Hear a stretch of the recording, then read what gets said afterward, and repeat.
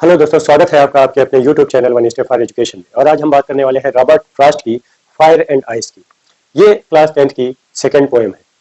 जैसा कि आपको पता है कि इस पूरी पोएम में 2 स्टेंजा है और 2 स्टेंजा के माध्यम से कवि इस दुनिया के डिस्ट्रॉय होने के कारण को समझाने का प्रयास कर रहे हैं। जो पोएट है उनका मानना है कि हमारी जो पृथ्वी है ये फायर और आइस दोनों चीजों की वजह से नष्ट हो सकती है।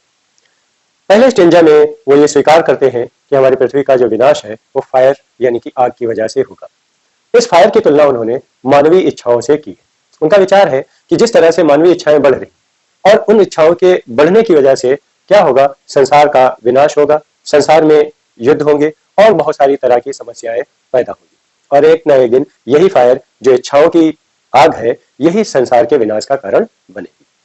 दूसरी तरफ कवि आइस से भी पृथ्वी के विनाश की बात करते हैं। उनका मानना है कि आइस भी हमारी पृथ्वी के विनाश का कारण बन सकती है। ऐसा इसलिए मानते हैं क्योंकि उन्होंने फायर की जिस तरह से तुलना इच्छाओं से की है उसी तरह से उन्होंने आइस की तुलना नफरत यानी कि हेट से की है। और उनका मानना है कि अगर इसी तरह से हमारे संसार में हेट यानी कि नफरत बढ़ती रही तो एक दिन इस नफरत की वजह से बहुत बड़े पैमाने पर हम आपस में युद्ध करेंगे। युद्ध करने के साथ साथ और बहुत सारी समस्याएं क्रिएट करेंगे और इन सारी समस्याओं का परिणाम क्या होगा कि हम अपनी पृथ्वी का विनाश कर बैठेंगे।